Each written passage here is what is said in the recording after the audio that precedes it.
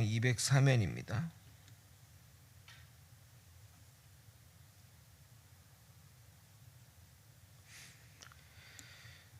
다 찾으신 줄 알고 번갈아 교독하시겠습니다.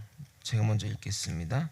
이튿날 그들이 길을 가다가 그 성에 가까이 갔을 그때에 베드로가 기도하려고 지붕에 올라가니 그 시각은 제6시더라.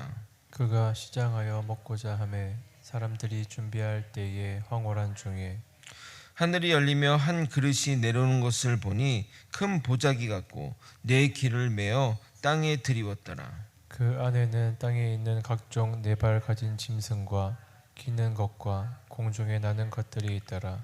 또 소리가 있어 베드로에 일어나 잡아 먹으라 하거늘 베드로가 이르되 주여 그럴 수 없나이다. 속되고 깨끗하지 아니한 것을 내가 결코 먹지 아니하였나이다 한데 또 두 번째 소리가 있어 하나님께서 깨끗하게 하신 것을 내가 속되다 하지 말라 하더라. 이런 일이 3번 있은 후 그 그릇이 곧 하늘로 올려져 가니라. 아멘. 고넬료는 이방인이자 로마 사람이며 점령군의 책임자인 사람입니다. 이스라엘 사람 입장에서는 상종하지 말아야 할 사람이자 두려운 사람이며 원수인 자입니다. 그런 그가 이 주님을 만났고 삶의 열매로 구제와 기도의 힘을 썼다고 말합니다. 믿는 자의 징표로 대표적인 두 가지가 구제와 기도라 하겠습니다. 구제는 헌신 또는 봉사, 수고로 대체할 수 있습니다. 그러나 둘 중 하나만 있는 것이 아니라 믿는 자에게는 반드시 두 가지가 나타나야 하므로 믿음을 확인할 수 있습니다. 개인적인 성향 가운데 봉사나 헌신이 익숙한 자들이 있습니다. 왜 믿지 않는 자들 중에 자선이나 사회 봉사 활동에 적극적인 사람들이 있지 않습니까? 그러므로 그런 모습이 있다고 해서 믿음이 있다고 판단할 수는 없습니다.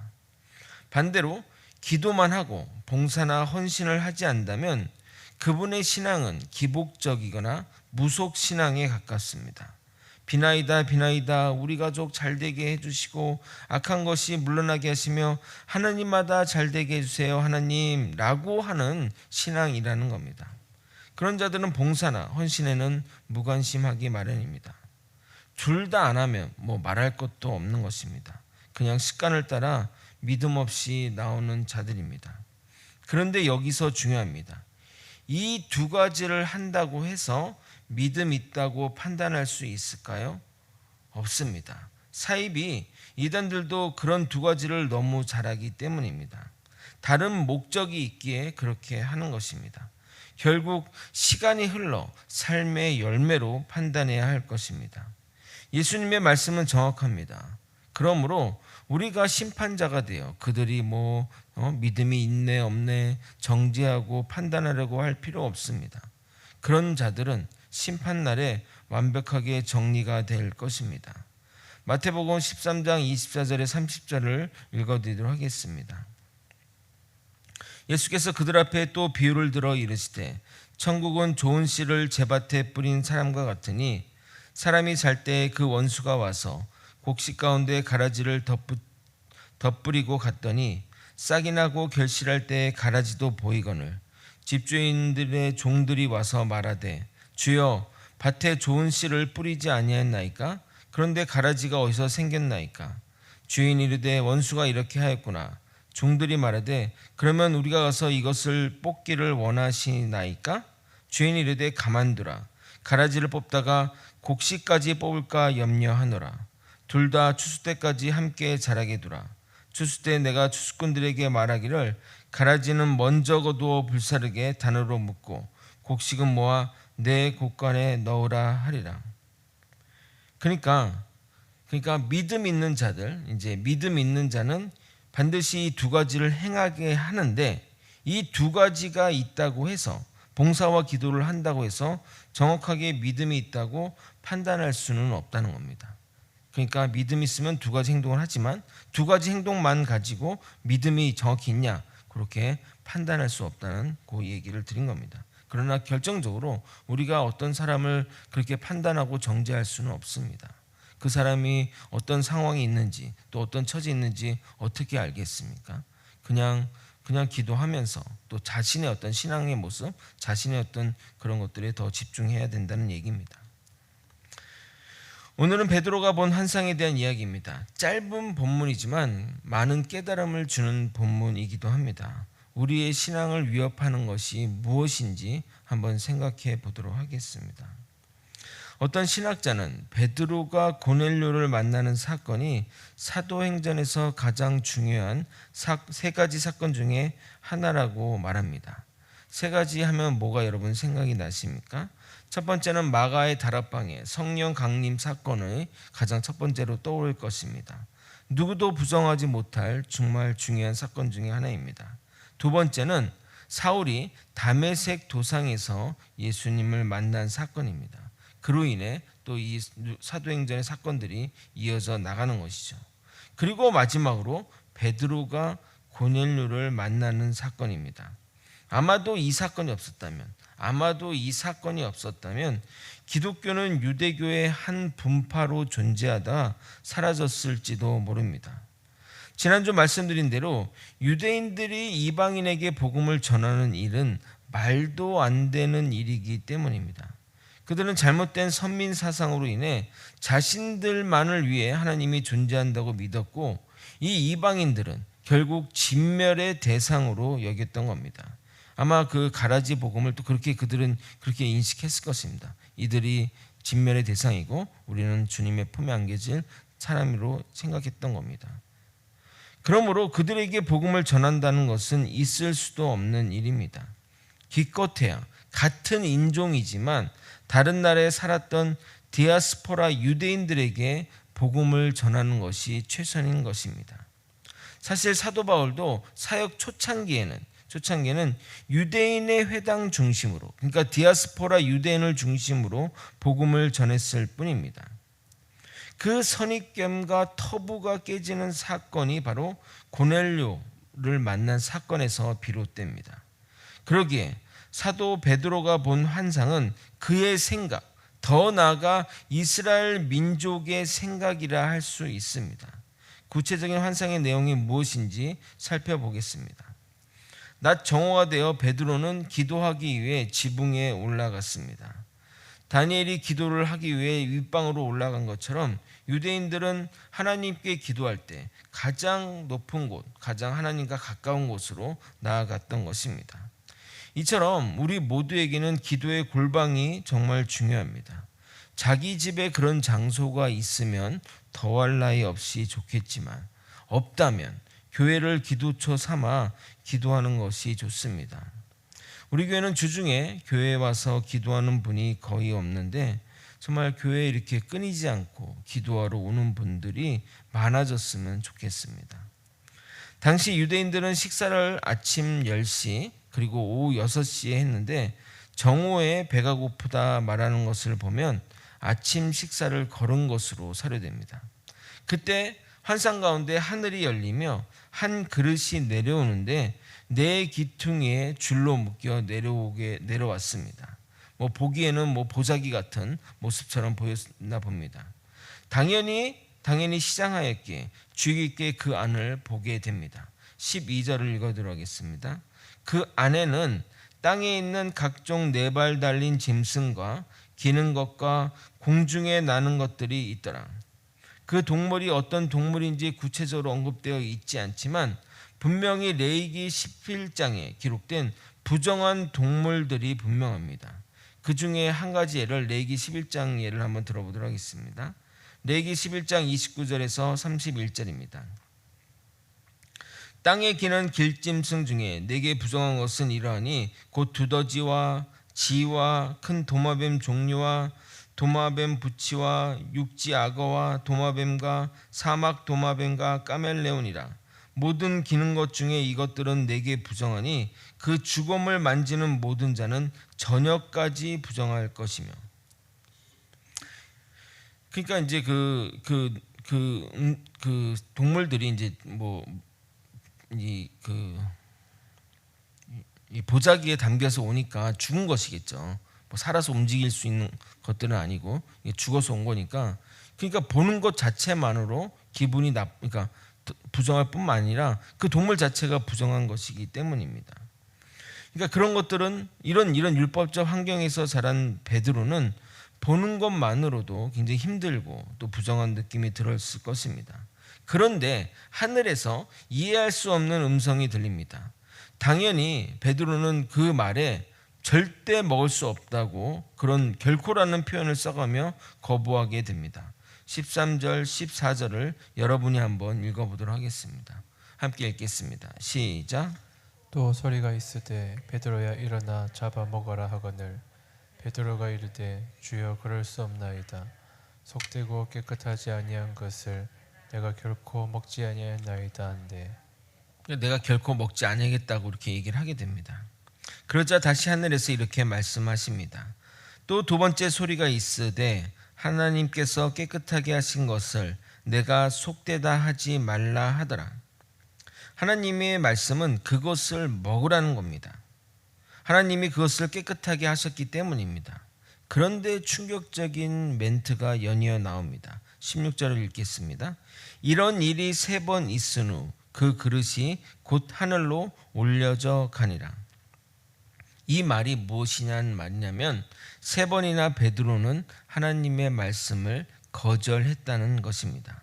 결국 비워진 채로 올라간 것이 아니라 내려온 그대로 올라갔다는 것입니다. 성경의 3이란 숫자는 완전한 수를 의미하기 때문에 3번 거절했다는 것은 베드로가 절대 먹지 않았다는 것을 완벽하게 표현하는 의미입니다. 여러분, 이 세상에서 가장 중요한 것이 무엇입니까? 믿는 자들에게 가장 중요한 것은 우리의 믿음 또는 하나님 아닙니까?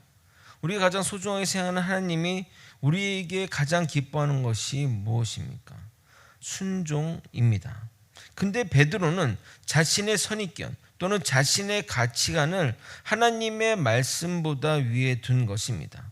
하나님이 3번이나 먹으라고 명령했는데 그 말을 듣지 않았다는 것입니다. 이 사건은 베드로가 예수님을 3번 부인한 만큼의 충격적인 것입니다. 어떻게 베드로가 하나님의 명령을 3번이나 어길 수 있습니까? 그를 예수님의 제자라고 하나님에 대한 믿음이 있다고 말할 수 있습니까? 저는 신앙생활 가운데 자신의 어떤 생각 또는 가치관 또는 선입견을 하나님의 말씀 위에 두는 사람들을 종종 봅니다. 절대 초신자나 신앙을 가진 지 얼마 안 된 분들에게는 그런 분이 절대 없습니다.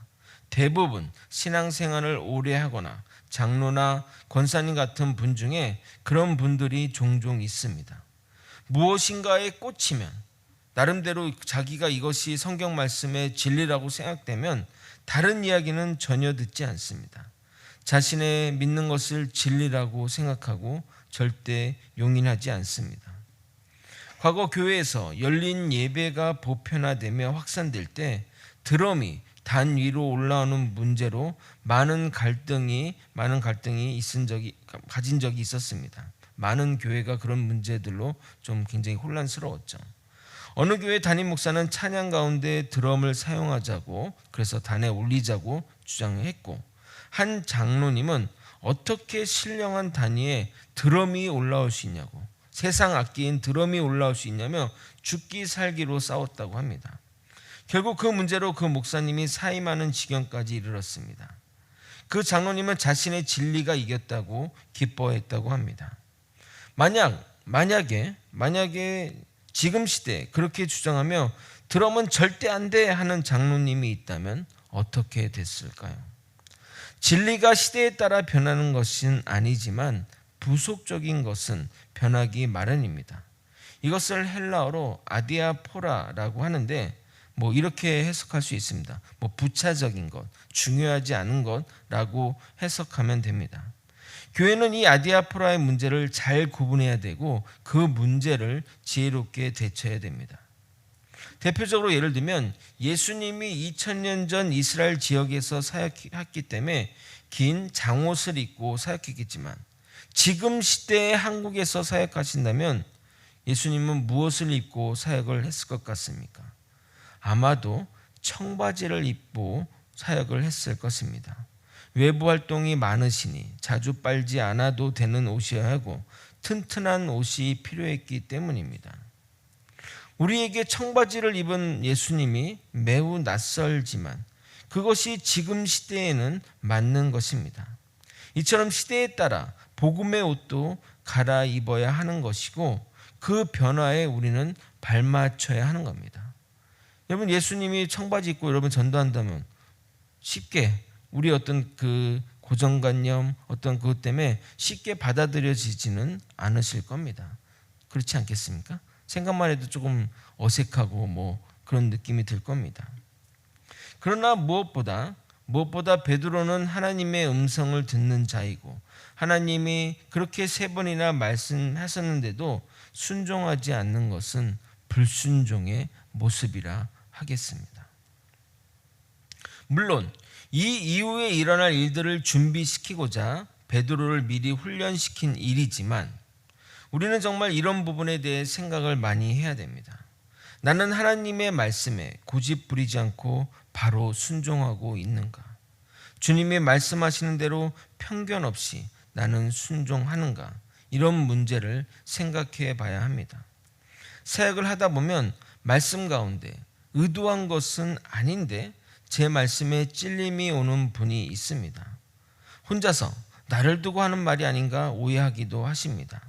그런데 말씀이 찔린다면, 그냥 제가 전한 어떤 말씀이 찔린다면 그러면 내가 변화돼야 한다는 하나님의 메시지가 아니겠습니까? 제가 일부러 그 사람 시험 들게 해서 믿음에 떨어지게 하려고 뭐 이렇게 설교를 하겠습니까? 다른 사람은 다 괜찮은데 본인이 찔리고 시험이 든다면 정말 왜 내가 이런 마음의 불편함이 있을까? 왜 이런 찔림을 자꾸 주는 걸까? 고민해보고 생각해 봐야 하는 겁니다. 하나님의 명령이, 하나님의 순종이 그 말씀 가운데 있는 겁니다. 우리가 뭐 베드로처럼 그렇게 뭐 하나님 말씀 환상 중에 보는 사람이 있습니까? 그런 사람이 뭐 거의 없지 않습니까? 뭐 있다 하더라도 평생에 한두 번 있지. 그런 일들이 매일 벌어진다고 하는 사람이 어디 있냐 이 말입니다. 여러분 중에도 있습니까? 매일 환상 보면서 하나님과 대화하십니까?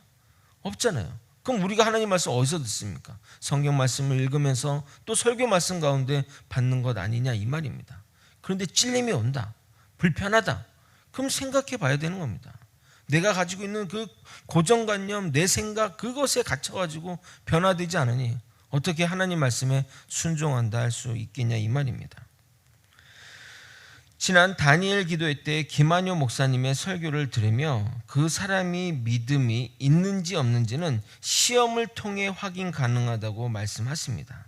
저도 여러 번 이 부분에 대해 강조했는데 시험을 줬는데 시험을 받는다? 그게 그 나의 믿음의 수준인 겁니다. 절대 믿음은 직급순이 아닙니다. 목사도 수준 낮은 믿음에 있을 수 있습니다. 시험을 주면 누구나 시험을 받습니다.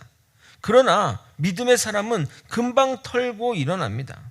그 시험 뭉개고 앉아 언제까지 죽치고 살겠습니까? 믿음의 사람들은 절대 시험이 들지 않습니다. 들더라도 오래 있지 않습니다. 예수의 이름으로 나는 일어서리라. 원수가 날 향해 와도 쓰러지지 않으리. 주가 주신 능력으로 일어서리. 이런 찬양의 가사가 있지 않습니까? 우리 모두 시험 들지 않는 영성으로 무장된 저와 여러분이 되시길 예수님의 이름으로 소망합니다. 말씀을 정리하겠습니다. 하나님은 베드로에게 환상을 보여주므로 그가 무엇에 갇혀 있는지, 그의 선입견이 무엇인지 확연하게 보여줍니다. 베드로가 그 선입견 때문에 하나님의 명령을 3번이나 거절하게 만드는 것을 보면서 우리의 모습도 저러지 않았나 생각해 봐야 합니다. 하나님의 말씀보다 내가 더 위에 두고 있는 것이 무엇인지, 내가 얼마나 주님께 똥꼬집을 부리고 있는지 깨닫기를 소망합니다. 말로 해서 안 들으면 주님이 때릴 수도 있습니다.